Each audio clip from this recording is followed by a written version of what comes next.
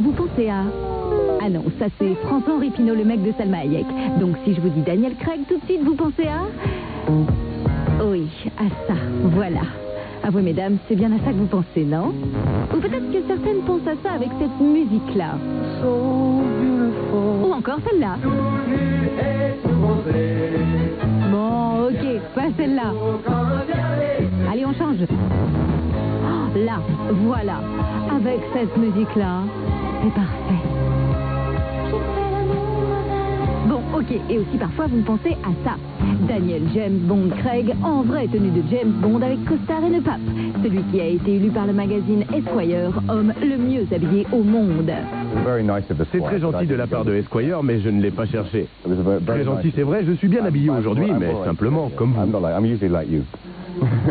Non, Daniel Craig est modeste, mais là où il a raison, c'est qu'il est de loin l'acteur qui a suivi le tracé le plus atypique d'Hollywood. Et même s'il enfile pour la deuxième fois le costume de James Bond avec Quantum of Solace, le dernier volet de la franchise, pour lui, c'était pas gagné au départ. Jamais j'aurais imaginé qu'il finirait chez James Bond, hein, franchement. Et il faut dire que Daniel Craig, 40 ans aujourd'hui, a mis longtemps à connaître les paillettes. Effectivement, il n'a pas connu la gloire très jeune, enfin la grande gloire. Il faut savoir quand même qu'il a fait beaucoup de télé, beaucoup de théâtre, donc il travaillait. Mais ça n'a rien de comparé avec James Bond.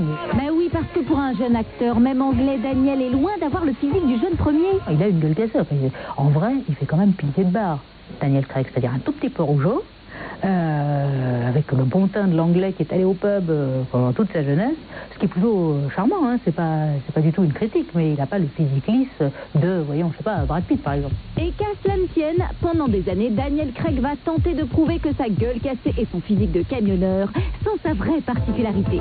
D'ailleurs, dès le début de sa carrière, vous allez voir, il a tout donné à ses films, voire tout osé, démonstration. Attention, les images qui vont suivre comportent des scènes de nudité extrême, nous vous conseillons d'écarter les enfants du poste. En revanche, mesdames, on vous conseille de vous rapprocher. Plus près, ça y est? Voilà.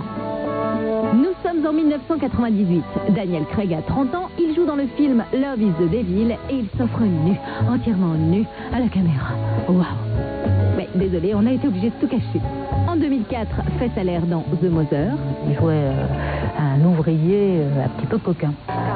1999, c'est pas encore la gloire, mais fini les films indépendants. Daniel s'offre Angelina Jolie dans Tomb Raider et Lara Croft, elle, s'offre un Daniel Craig tenu. Bonjour Alex. Angelina Jolie, celle qui est toujours dans les bons plans. Garce. Bon, quoi qu'il en soit, Daniel lui semble très à l'aise dans le plus simple appareil. Ah ouais, bon, on va pas s'en plaindre en même temps. Autant montrer ce qu'on a de bien. Je trouve que ça devrait même être contractuel que certains acteurs se montrent dans leur déshabillé.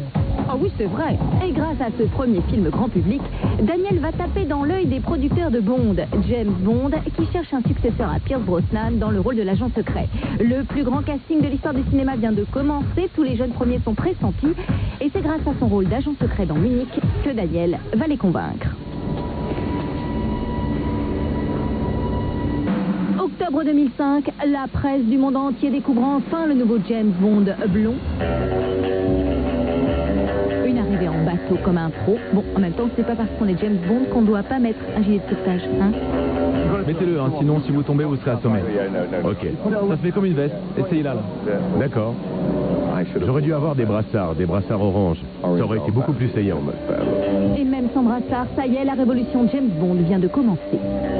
Du coup, c'était un vrai James Bond. C'est-à-dire que les James Bond qu'il y a eu avant lui étaient d'excellents comédiens, alors plus ou moins selon, mais qui étaient des gens assez lisses, dont on ne pouvait pas croire 10 secondes que c'était des espions. C'était des dragueurs, c'était des jet-setters, mais c'était pas des espions. Enfin, il ne faisait pas peur.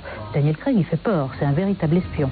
Avec Bouquin, James Bond, c'est pas un tendre, c'est pas le personnage moelleux qu'on a vu au cinéma après. Je pense que c'est ce qui fait la différence d'un Casino Royale et qui a été un véritable choc. Pour moi, j'ai pas honte de le dire et j'ai pas peur de le dire, Daniel Craig est le seul James Bond qui soit vraiment crédible. Plus que Sean Connery, plus que, je ne parle même pas de ce pauvre Roger Moore, mais c'est le vrai James Bond, qui vient des bouquins.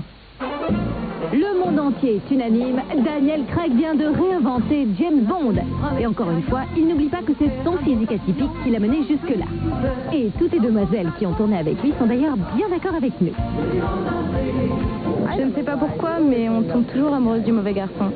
Il est si rude, si viscéral et si sensible et vulnérable en même temps. Il est très dur et rude et si sensible en même temps. Et si sexy. Bon, on va s'arrêter là, Eva. En même temps, pour une fois que c'est l'homme qui est l'objet sexuel, hein. Lui devient lui-même un objet sexuel, mais c'est un signe des temps aussi. Les gens ont changé. Les femmes ne sont pas forcément prêtes à aller voir des films où elles sont montrées uniquement comme des potiches. Et puis il y a des tas de messieurs aussi qui aiment bien voir des messieurs déshabillés. Et ça, je pense que c'est tout à fait pris en compte par la production et c'est une excellente chose. D'ailleurs, les journalistes filles sont toutes très intelligentes face à Daniel. Au nom de toutes les femmes, merci énormément pour votre sortie de l'eau en maillot de bain. De rien. Ouais, sauf que désolé les filles, mais Daniel est maqué. Avec Satsuki, une productrice qui l'emmène toujours avec lui.